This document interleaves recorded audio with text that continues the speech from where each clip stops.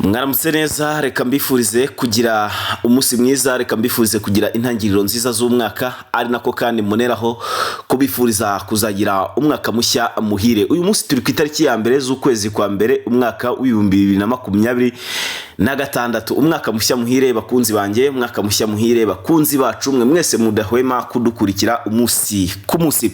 Hanyuma rero ndagira ngo mabwire ko mbazaniye amakuru atariho ivumbi, ni agahinda gakomeye cyane hano mu gihugu cy'u Burundi, ni ibyago bikomeye cyane ku baturage b'i Burundi, ndetse bikaba ikibazo cyo kwibaza ku gihugu cy'u Rwanda nyuma yaho Perezida Evariste Ndayishimiye atangarije aya magambo agira ati: amagambo gasoza ntambara ya Ndayishimiye ku Rwanda ahatse iki. Ibi bintu tugiye kugenda tubigarukaho, ngiye kubasomera aya makuru yanditse ku gitangazamakuru Igihe, yanditswe tariki 30 z'ukwezi kwa 12 umwaka w'2025. hanyuma aya magambo turayagaruka kuko ni ibintu bikakaye Perezida Evariste Ndayishimiye yavugiye mu nama ubwo yari arimo yifuriza abasirikare n'abandi bategetsi b'abanyapolitike bose kuzagira umwaka mushya muhire, ndetse aboneraho no kwibutsa abaturage ko bugarijwe n'ikibazo cy'intambara mu rwego rwo kugira ngo atazabazwa byinshi birimo n'inshingano ze zo guteza imbere igihugu, cyane ko kuri ubu igihugu cy'u Burundi aricyo gihugu kigaragaza ubukene cyane kurusha ibindi bihugu hano muri Afurika.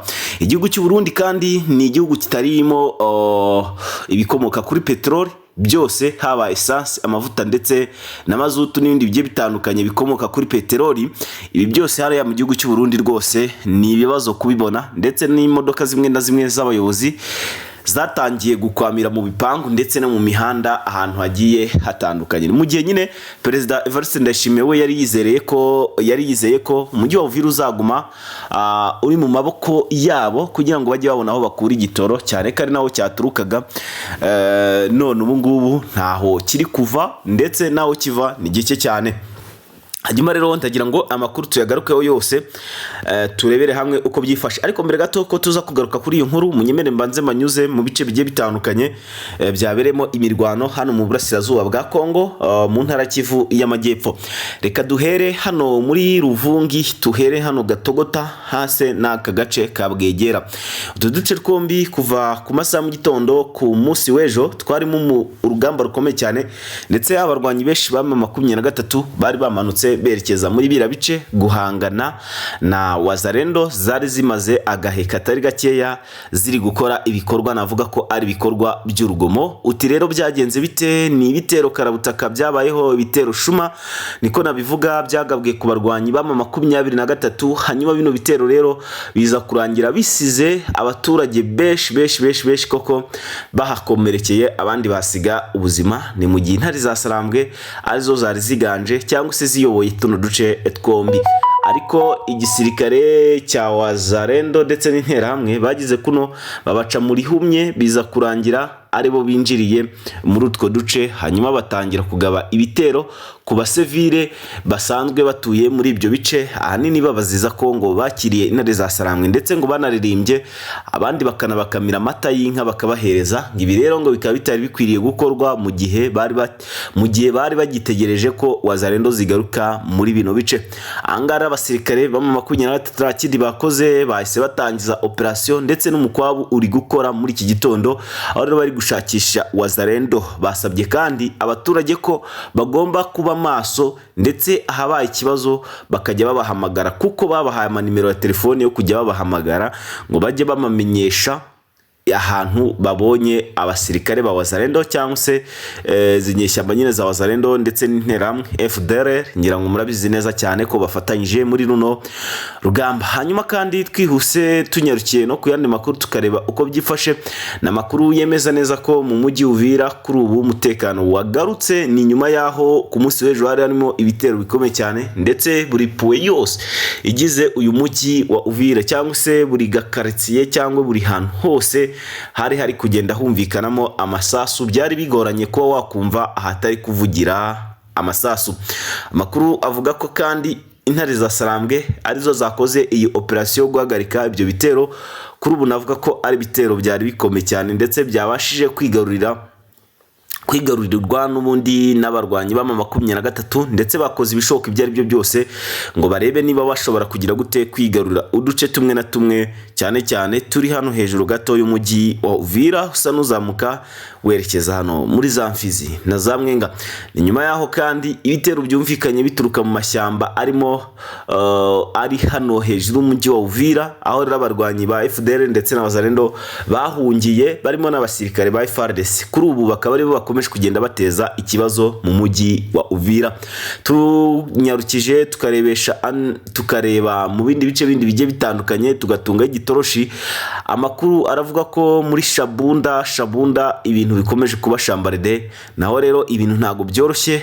Biravugwa neza ko hari ibitero karabutaka bikomeje kugenda biba ndetse byumvikana ahantu henshi hagiye hatandukanye, aho rero nk'ubukuru ubu agace ka Rubimbe, aka gace nako kakaba kamaze kujya tayari mu maboko y'intare za Sarambwe mu ijoro ryakeye ryo ku itariki ya 31 z'ukwezi kwa 12, aho rero kuri uyu mwaka wa 2026 twatangiye bamaze kwigarurira ibindi bice byinshi cyane. Hanyuma muri Masisi naho nuko urugamba ntago rwari ruhagaze neza, ariko kugeza amagingo ngaya ibintu byamaze kuba bimera neza cyane gatanu kuri gagenzi kako. Rugamba biragaragara yuko nubwo rukomeje gufata intera, ariko abasirikare benshi b'intare za Sarambwe bakaba bagiye bakora akazi nyine gakomeye cyane hano muri territoire yaba ya Masisi ndetse na territoire ya Walikare, ndetse cya kiraro cya Minjenje kuri ubu kikaba cyongeye gukorwa, abaturage bakaba ari bo bakigendaho neza cyane. Ni nyuma yuko cyari kimaze iminsi kirashwe n'ingabo zirwana ku ruhande rwa leta Kinshasa, bakirashishije drone, ndetse drone nyine zino zo mu bwoko bwa Shashikane.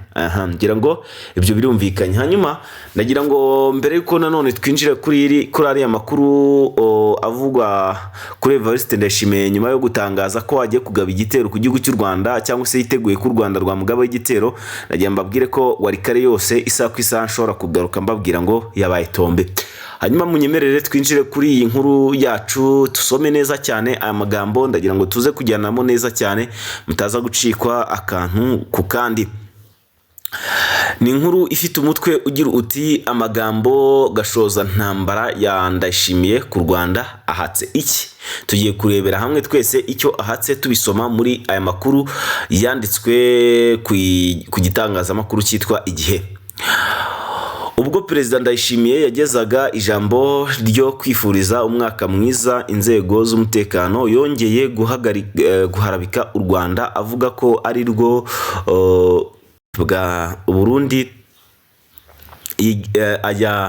yirengagije ko aribo bakorana n'ubutegetsi nyine bwa Tshisekedi, cyangwa se ubutegetsi bwa Repubulika Iharanira Demokarasi ya Kongo n'abarwanyi ba FDLR bashaka guhungabanya umutekano w'u Rwanda. Ndayishimiye yagize ati umwanzi ahora ku irembo kubera ko u Rwanda isa ku isaha rwatugabaho ibitero. Ati ni kubwizo mpamvu rero ko abasirikare mwese musabwe, cyangwa se abantu bose mushinzwe umutekano musabwe guhora muri maso, kuko mutazi umunsi n'isaha bizaberaho. Ati kandi tumenyesha u Rwanda ko twe twiteguye. Ni uvuga ngo Evariste Ndayishimiye we amenyesha u Rwanda yuko ngo yiteguye uko byagenda uko ariko kose, ni maso ngo niba mugabaho ibitero azaba yiteguye. Ikindi cya kabiri yakomeje avuga ngo nuko kandi naho bamugabaho ibitero ntabwo azigeragira, ngo kubera ko uko bazamenya uko bayitangije, ariko uko bayishoje ntago azagira gute, ntago bazabimenya. Hanyuma umusesenguzi we yabivuze iki? Umusesenguzi muri politike y'akarere k'ibiyaga bigari Gatabazi yabwiye Igihe ko Perezida Ndayishimiye afite ibibazo byinshi mu miyoborere ye, ngo bituma ahoza u Rwanda ku rurimi, ngo atere ubwoba abaturage be. Sinzi niba mwumvise iki kintu. Ni umusesenguzi yavuze ko Evariste Ndayishimiye ngo afite ubwoba bwinshi, ngo bw'ibibazo nyine bw'igihugu cyiwe kirimo, ngo akaba rero yarashakishije n'umwanzi imbere mu gihugu yaramubuze, bityo rero akashakisha umwanzi ari we u Rwanda. ngira ngo icyo kintu muracyumvise nacyo ni kimwe mu byo Perezida Evariste Ndayishimiye arimo kugenda akora, dore ko yagerageje no gufonda umutwe witwa Red Tabara ngo urwanya ubutegetsi bw'u Burundi, ariko uwo mutwe kugeza amagingo angana n'ubu ntago turawubona. Hanyuma kandi ndagira ngo dukomeze kuri Perezida Evariste Ndayishimiye. Perezida Evariste Ndayishimiye yavuze ko bahora biteguye intambara n'u Rwanda, kandi ko ngo umuntu uzayitangiza ntabwo intambara izagira gute izamugwa amahoro. Ati igihugu si abana, u Burundi ni igihugu kitavogerwa, musabwa rero kuryamira amajanja mufatanyije n'abanyagihugu n'abenegihugu nyine bose. Icyo cyangwa se icyo tubasabye ni ukuzarinda neza umutekano w'igihugu cyacu, ngo kubera ko umwanzi ngari hehe ari mu majyaruguru y'igihugu cy'u Burundi, ngo kandi isaha ku isaha yiteguye kubagabaho igitero. Ngaho guko rero nyaboneka ntago byoroshye. Aya makuru munyemere mbe nyashoreje ahangaha, ndaje mu kanya gato nongere mbagezeho andi makuru mashyashya aza kuba ashyushye ari kuvugwa hano hanze ku mbuga nkoranyambaga ndetse no ku bitangazamakuru bigiye bitandukanye. Byose nkuru shyashya igiye kugisohoka nzajya mpita nyibagezaho. Nitwa Pacifique, amakuru yacu nakagaruka. Ciao ciao.